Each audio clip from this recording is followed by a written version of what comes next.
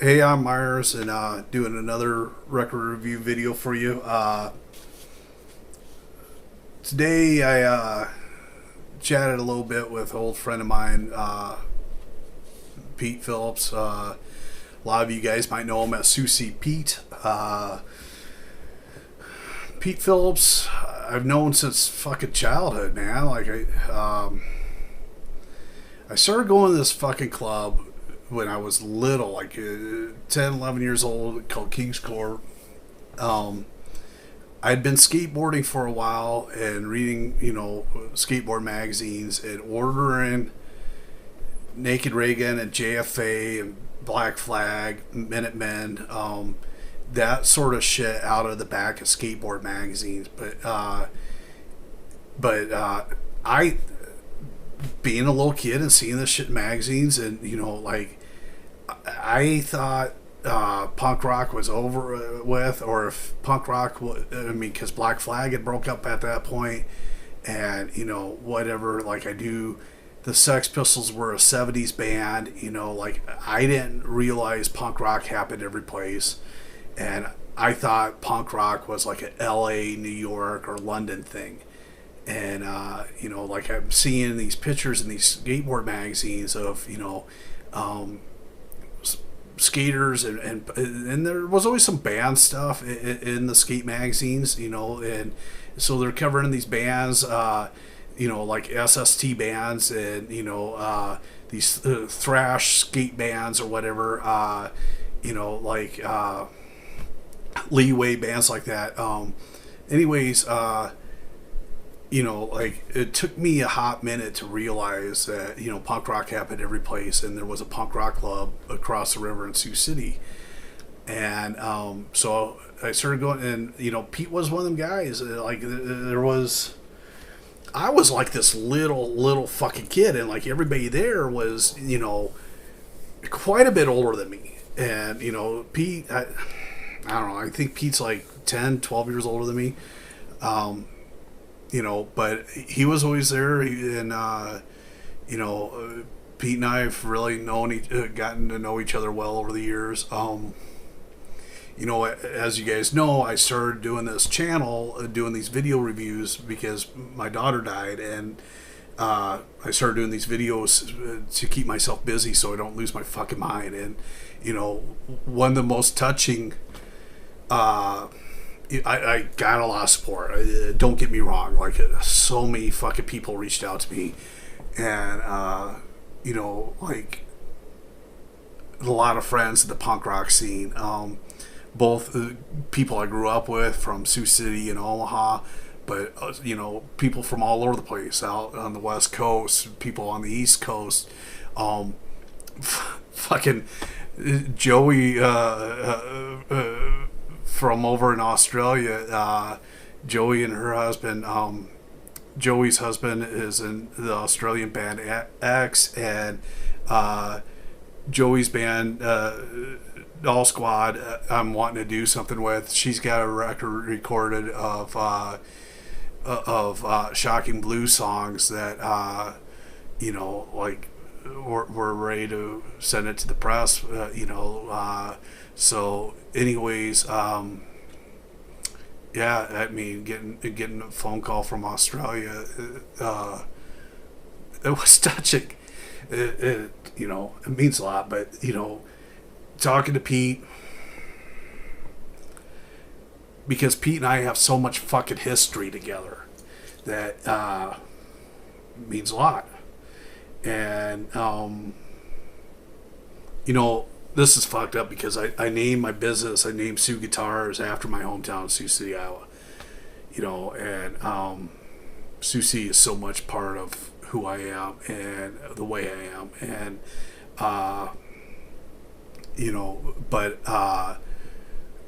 over the years, I just kind of fell out of love with Sioux City. And,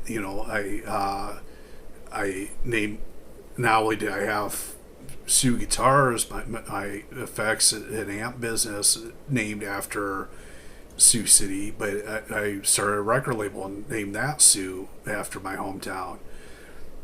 And I've fallen out of love with Sioux City over the years. And and Pete moved away a long fucking time ago. Pete's been in Seattle, I don't know, 20 fucking years. I mean, he can tell you better than I can, but I think it's been about 20 years, at least 15 years that Pete's been out in Seattle. So, and like he's told me that he's had PTSD from growing up in Sioux City, because I mean it's fucked up. I mean, I remember growing up, like I grew up in South Sioux, Nebraska, and I'd be fucking cornered by a bunch of fucking jocks. Hey faggot, hey Devo. And I'd fight the whole fucking football team all in one shot. Get my ass fucking handed to me, but like I had no choice. I mean, and Pete's got similar fucking stories where, so Sioux City was fucking brutal, but it's also our home. And growing up in Kings Court, Pete was in some fucking fantastic bands. I've been talking to Pete and one of the other band members that he was in a couple projects with, Thad Sand. You might recognize the name Thad Sand from the video I did on the Bad Actors, and the record of the Bad Actors record that's on my label Sue. It's a killer fucking record. I've heard people compare it to Throw Rag. I believe it was the drummer of Emily and the Blackouts that called the Bad Actors being similar to Throw Rag. But Thad was in a couple different bands with Pete. And years and years ago, they put out these cassettes. Nobody did vinyl back. I mean, like vinyl was like this dead medium that nobody really was doing vinyl in the late 80s, early 90s. Cassettes were the thing because everybody had a cassette player in their car. They had boom boxes, whatever. And CDs weren't really a thing yet. There was a place in Sioux City, a music store called Larvick Speaker, that he had a duping machine where he could copy 50 cassettes for you in one shot. And, so everybody would do these cassettes. And Pete and Thad were in a couple different bands. One was called Kid Death, and I did a video on the Kid Death 45. But there was another band called Fur that Fur had two cassettes. Glop was the first one, and then Pagan High School was the second Fur cassette. And then Kid Death had a cassette, aside from that 45 I did the review on. But there's also a pretty decent live recording from a bar in Lincoln, Nebraska called Duffy's that Thad is working on these recordings right now, and the intention is Sue is going to put out Kid Death put out a Kid Death record, a combination of the cassette and the live show from Duffy's in Lincoln, Nebraska. And we'll see how it goes. Pete's also talked to me about the Sioux Pete and the Beggars album that Necro Blues, which that will be coming. Pete he needs to get me the files that we need to get a clean recording and have it punched up for vinyl and whatever. So as soon as we get that, at some point, Necro Blues by Sioux Pete and the Beggars will be going off to press. And I'd like to do the Fur stuff. I'm thinking Glop on one side, which Glop was a fucking great cassette. Pete played drums on that, and like a lot of you guys might know Pete as being a guitar player, frontman, or whatever. But Pete's just a fucking insane, incredible drummer. He does these rim clicks and just shit you don't think of, that he's off time. Pete's fucking brothers are mathematicians, so he's got this weird fucking mathematician brain. So he's got these weird fucking syncopations that, like, as a drummer, like, totally out of the box. It ain't fucking 4/4, straightforward rock drums or whatever. He's a fucking maniac behind the drum set, and like I said, off time. It is off time. He's like perfectly in sync with this syncopation, but it's a weird timing signature that ain't 4/4 or any fucking thing that's traditional, because he's got this weird fucking mathematician brain. And and then like in Kid Death, Thad played guitar with and I talked about that in the 45 video that I did. Thad played guitar, and Too Cool for School, Steve Ewell played bass, and T-Bone, Trey Bence, not Trey Bence, I'm sorry, Trey, forget your last name, I'm having brain farts these days. Anyways, Trey Fishbach played drums, and and it's fucking great. And so anyways, looking forward to getting that off the press. And then in Fur, Tammy Shabande sang, and you might know Tammy from Bulletproof Hearts, is some of the other bands that she's been in around Omaha and Lincoln and Sioux City. I know the Bulletproof Hearts. Bulletproof Hearts is kind of like an Omaha band that Tammy was in, but like Tammy's lived both in Sioux City and Omaha quite a bit. She's married to a guy from Omaha, and so like they're back and forth between Sioux City and Omaha a lot. And but she sang, and fuck, I think Tammy was like 14 when they started. Like, they were such puppies. And Kim played bass, and I think Kim was like 16 when they started.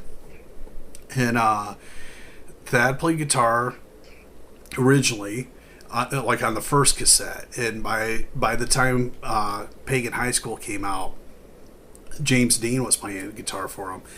And then Pete was the drummer, and but Fur was just fucking phenomenal. They were like I said, weird drum patterns, and just really great dynamics of like good bass grooves, and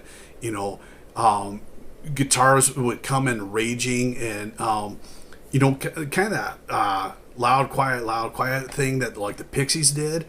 Fur kind of did that, but more rocking than the Pixies did. Like, it was like loud, quiet, like, it'd be like this drum beat, and then this like bass groove, and then like just some like loud killer guitar, like crangy, just like very fucking rock and roll. Songs like Call Me Daddy, and Daddy Long Legs, and Pagan High School, and great shit. I've talked to Pete and Thad about it. I haven't talked to Kim and Tammy.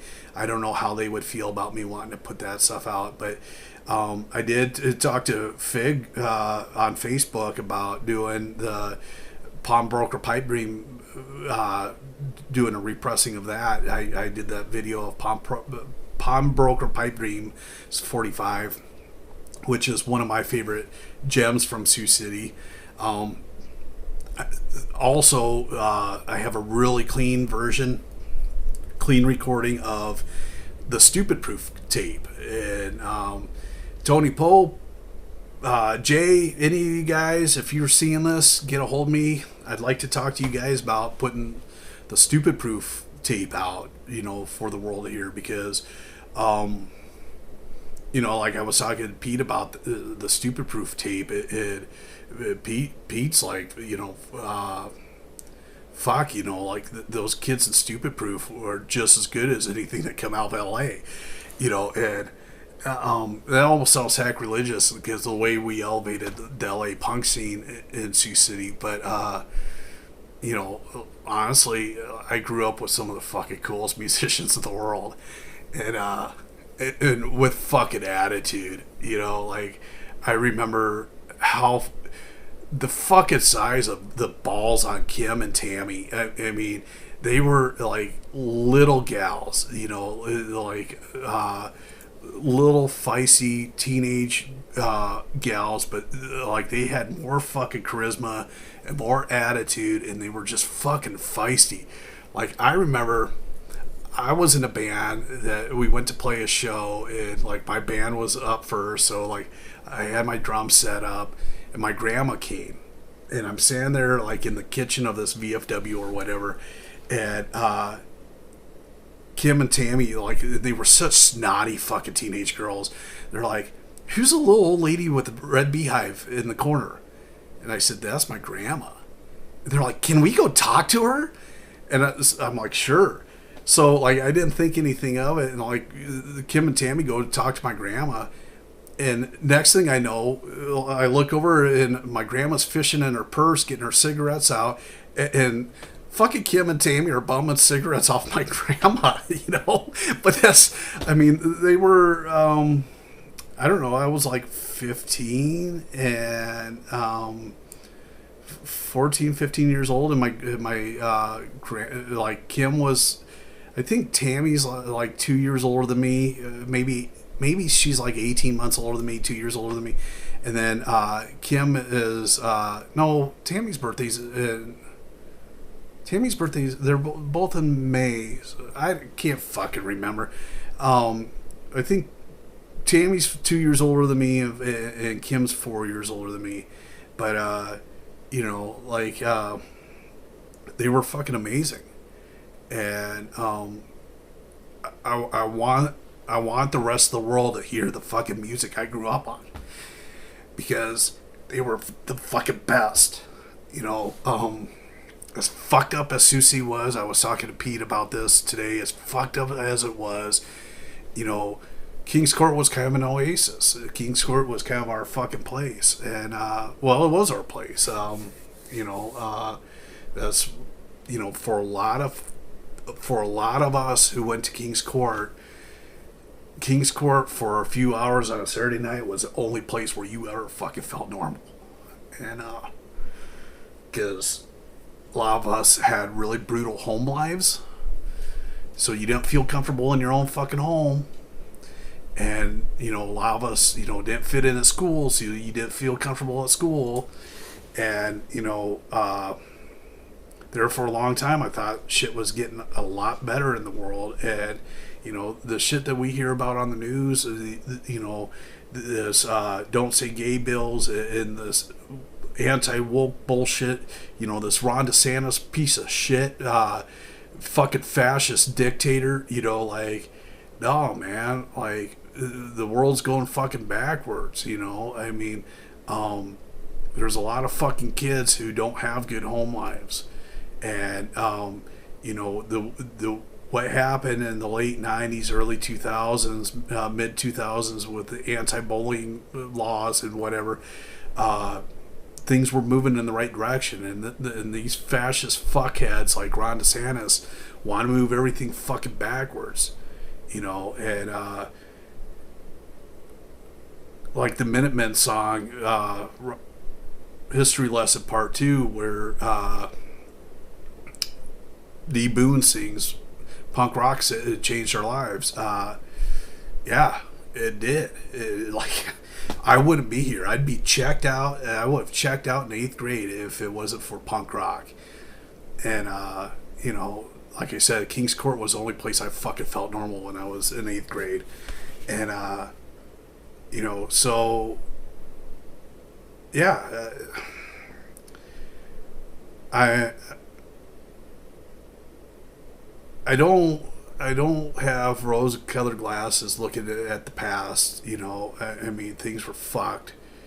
And, you know, like, and then, you know, like, King's Court, punk rock, skateboarding with my friends.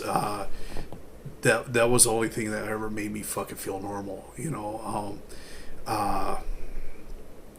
fucking Mark Lee had a little Nash Metropolitan, and seeing Mark Lee and fucking Tim Archer roll up, you know, like, I knew I was going to have a good time. My little brother Joey was just telling me a story about. He was out with me and Tim Archer, and Tim Archer and I both had fucking chew in our mouths. I used to chew tobacco a long time ago, and I chewed for a long time, but basically Archer and I both have chew in our mouths, and I got Joey a 12-pack or something of High Life, and drove him home over South Sioux to my parents' house. And my brother's, I don't remember this, but Joey's telling me the story of, apparently we didn't even fucking really slow down. We just basically opened the car door and said, tuck and roll. You got your 12-pack of beer, you know, and got him a Hustler magazine or something, and told him, don't say nothing to mom and dad, or this will never happen again, or whatever. So Joe went home and didn't squeal on us or whatever, but was telling a story about Archer and I out together. But yeah, I mean, I had the best of friends growing up, and you know, and I still do. I mean, like, when my daughter died, you know, like, Dave Jansen and Kevin Moran and Tammy Shabani, and I'm sorry, Tammy's name isn't Shabani anymore. It's Moran. She's married to Kevin Moran, and you know, but Kevin and Tammy and Dave and his wife Tiff and JG Beacom and so many of my friends I grew up with have been so fucking supportive, and you know, I've reached out a lot to my friend AJ, who AJ you guys might know from Das Clown and Wrong Beach. AJ lost a son, and so you know, I've reached out a lot to AJ because nobody really knows how to deal with the loss of a child until it happens to them, and you know, but yeah, so. Sorry for this rambling fucking video. I just have a lot of shit on my mind thinking about old friends and support. And, you know, I appreciate everybody reaching out to me and Rhonda and since Ashley passed away. And, you know, love my old friends. I love Thad. And love Pete. I love everybody for, you know, James Dean. I haven't talked to Dino for a while. I hope he's doing okay. And you know, but Kim and Tammy, you know, I love those two. You know, they just those guys are family to me. And you know, and Trey Fishbach and Steve Ewell, I didn't know as well as I knew, like, Thad and Pete from Kid Death, but you know, like, you know, anybody from Sioux City, there's this commonality. I mean, all of us Sioux City kids, Tim Cox, Holly Hollitz, you know, Jay Chesterman, you know, all of us kind of wear this the Sioux City thing on us, you know, is kind of like a crown of thorns or whatever. That you know, you've walked through the fire. You when you're a Sioux City kid, you kind of stand apart, and you know, because it's harsh. It's a harsh existence, and thank God we had each other. Thank God we had King's Court. Thank God, you know, we had, you know, I mean, thank God for the Trinans and, you know, all of the Sioux City punk scene, you know. It was this the thing that kept me together. And, you know, so the record I want to review, you've heard me say this before, the Magnolias.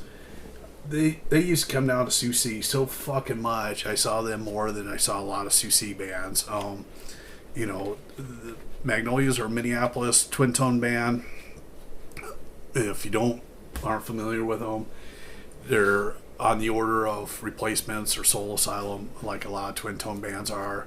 But these guys, they had their you know, they were great. You know, my buddy Cookie's on this one. Cookie is a great guy. Fucking love him. He's a Minneapolis staple. You know, John Freeman obviously has always been the front man of the Magnolias, and you know, they've had a few different guitar players, bass players, and drummers over the years, but this one, Dime Store Dream, with what are these, Bag of Monkeys? I can't remember what they used to call that game, or Chain of Monkeys. But yeah, great fucking record. And the song I'm going to play you is Coming On Too Strong. It's the last song off the A side. So hope you dig them. And if you like these videos, like the video and subscribe to the channel. Thanks for watching.